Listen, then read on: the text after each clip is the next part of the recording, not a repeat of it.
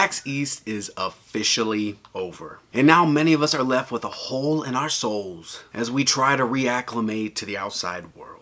No more late nights in the Westin or the Omni. No more getting told to move because you're just standing still connecting to other human beings, so much so that you forget where you're standing. And no more forgetting to properly eat and hydrate and sleep because you're back to back having too much fun at PAX. Now, we get to sleep in normal intervals and pray that we didn't pick up any sort of sickness. To which, I took my COVID test, I'm in the clear, it's been a week. While nowadays the social aspects of PAX are really the big seller, there's no denying why we're all here. The video games. And let me tell you, the games were amazing this year. But as with all things, not everything caught my eye. Not everything really stood out to me. Now that is not to say that in this ranking of games that I played at PAX East 2024, that any of them are bad. All of these are certified bangers in their own right. And first of all of the developers, gems. I had amazing conversations and connections with everybody, so thank you everybody who took the time to talk to me about what you are making. So just because they're lower on the list doesn't mean that they're bad. Let me reiterate that. In fact, this list was really, really hard to make. I didn't even get to play everything that was there. So if by the end of this video, there are games that I missed or games that I didn't play, please let me know in the comments down below. Like I said, there's a lot that I didn't get to check out, but I want to keep playing more games. But with all that said, I'm Ace of Green River, and it's time for the top 10 best ever games at PAX East 2024. Number 10, Rustic Rabbit.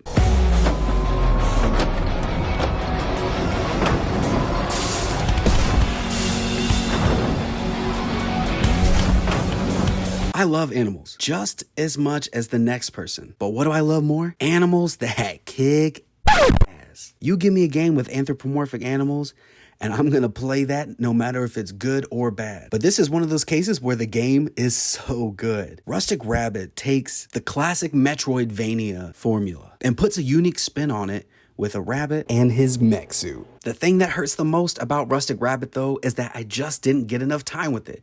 It was one of those that I walked by, got an awesome recommendation from Harry from 61 Indie, and knew that I had to stop and play it. I will be watching this game closely, and so should you.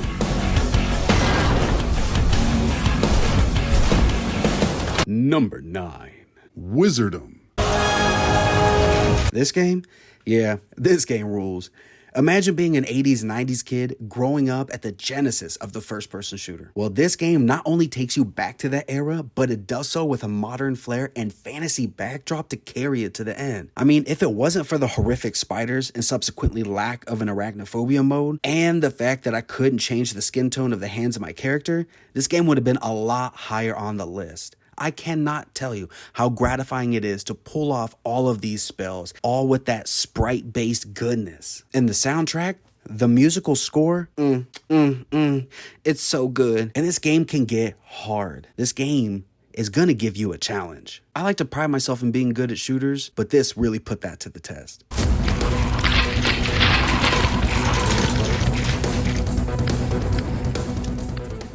Number 8, Deathbound. Thou art the end. I kind of feel like we're living in the golden age of the Soulsborne. Not only are we continuing to get games that popularize the genre, but we're starting to get other games from other developers inspired by that. There are so many fun aspects about this game that changes up the formula that really makes it something special. Of course, there is the obvious, the fact that you get 4 characters.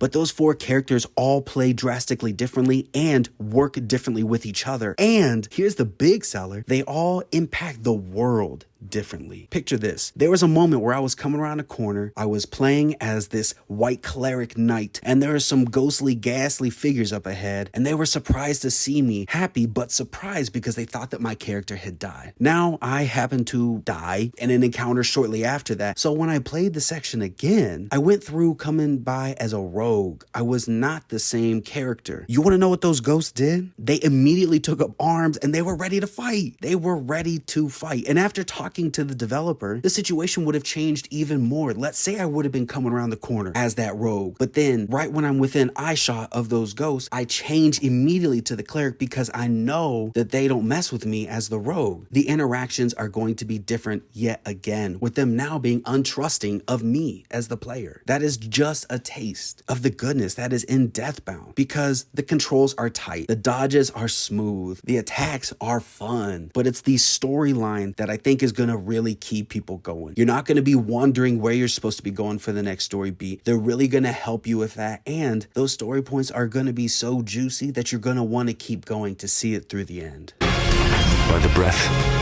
by the war, by the peace. Number 7. G.I. Joe, Wrath of Cobra. See, now we got another game that I'm so mad that I spent so little time with. G.I. Joe Wrath of Cobra, the few minutes that I had with this game, it just replayed in my mind over and over till, honestly, come to think about it, they haven't stopped. Those memories have not stopped. I want to keep playing this game. When I tell you that I love couch co-op games, when I tell you that I love beat 'em ups, you should know that it's like to a wild degree. I was an arcade kid, so can you blame me? Like when you throw in an IP from my childhood, as well as the gameplay style, you've got Ace's money hand over fist. I love this trend of seeing these types of games come back with Battletoads, Streets of Fury, Shredder's Revenge. And this is easily a game that needs to be added to that list of instant classics. The combat is fun, the music is rad, and the aesthetic, it's G.I. Joe. Like what's not to love?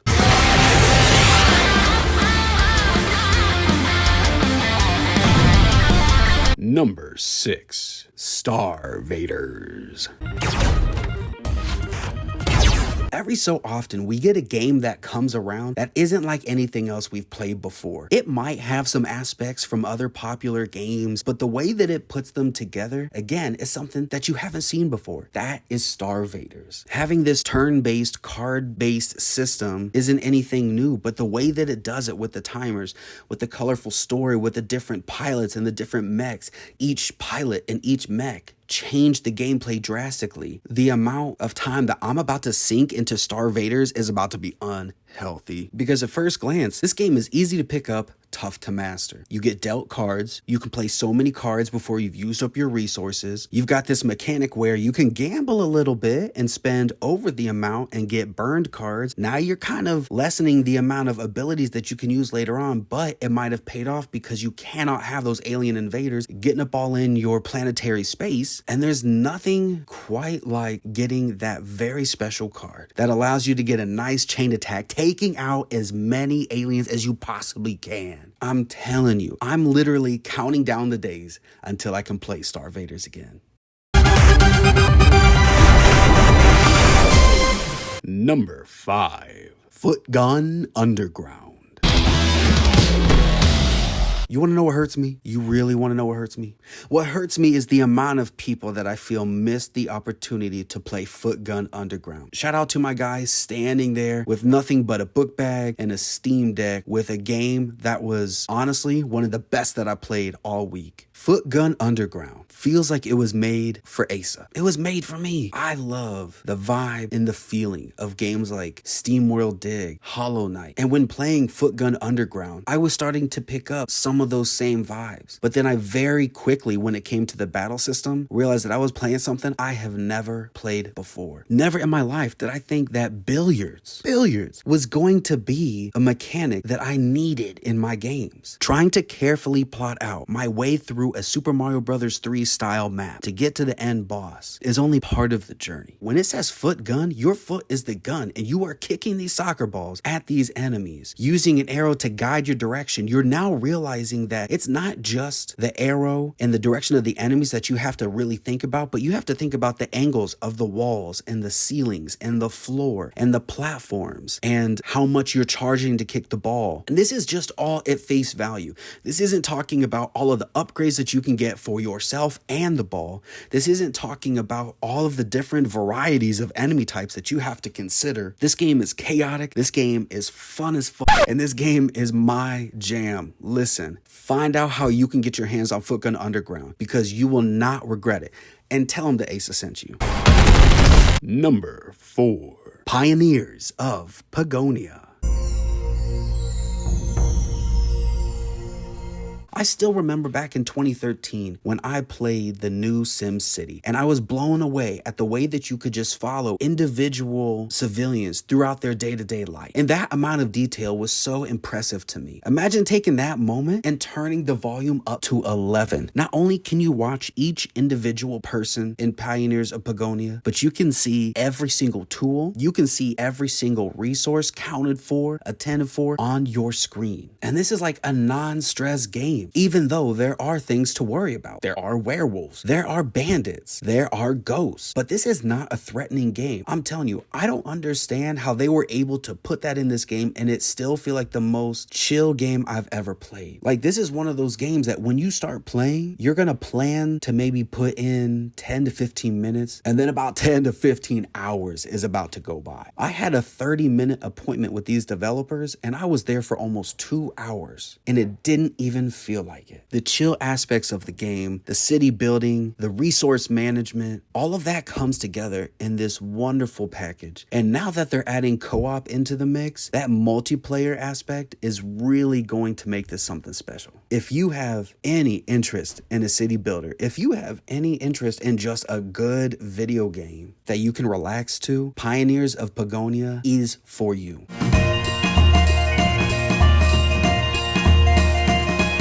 Number 3. Animal Well.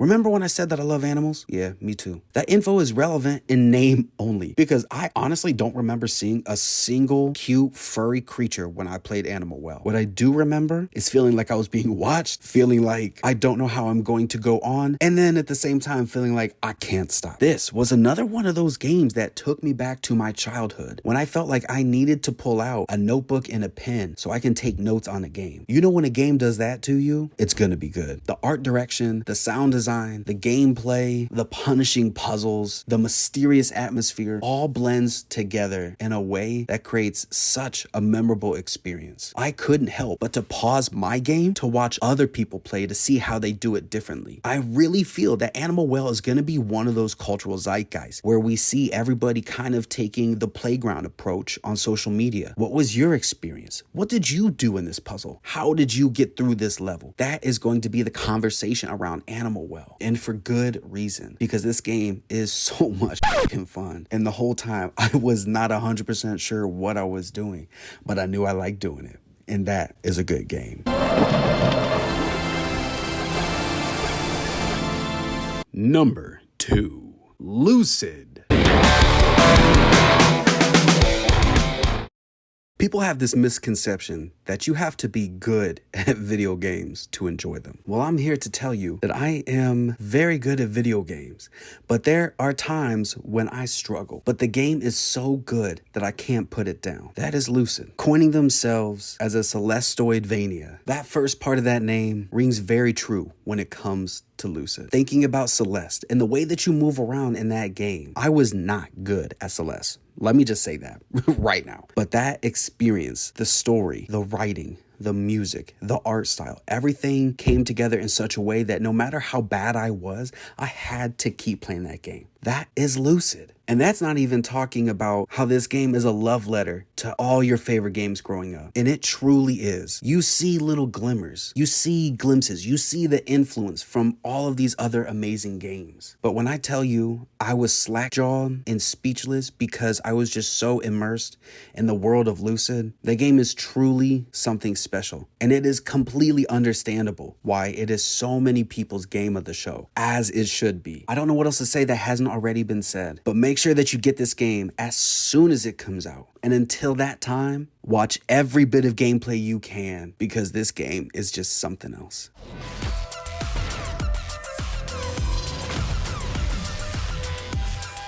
All right, now before we get to the #1 game, we have a couple of honorable mentions. Not putting these two on the official list hurt, let me tell you, because in all honesty, these could have been top 5. Heck, they could have cracked the top 3 with no effort. So why did they get honorable mention instead? I don't know. Because making lists is hard? Don't judge me. It's a lot of pressure that I put on myself. First honorable mention is Turbo Overkill.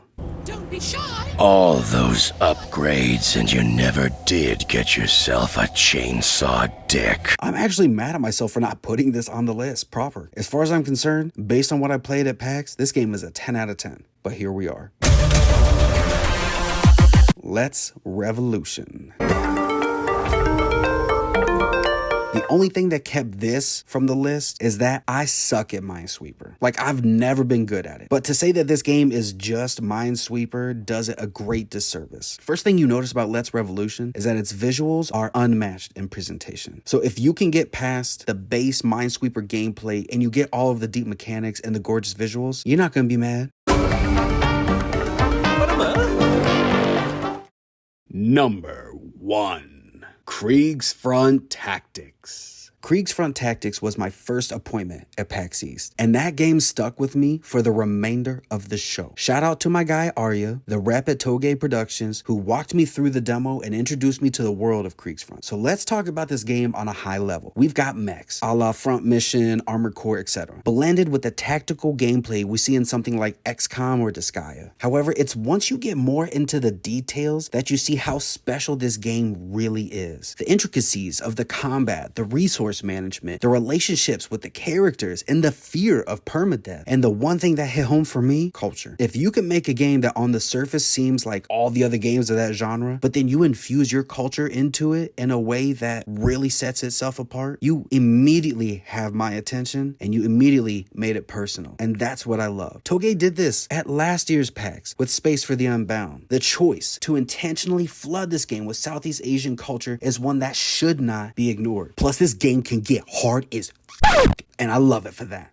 PAX East was so good. Like I said at the top, it was the people. It was the moment-to-moment interactions. It was the late nights. It was the no sleep. It was the community that really made PAX. But as you see, the games that were at PAX were so special. And like I mentioned, there's plenty that I didn't get to play. So if there was a game that I missed, if there is a game that I really should check out, please put it in the comments down below. I want to be able to get my hands on some of the amazing games that I didn't get a chance to play. I also would be remiss if I didn't give a huge shout out to the amazing developers and PR folks that I interacted with at PAX. Not only in the games in this list, but the games that didn't make the list that I got a chance to play and I will subsequently talk about.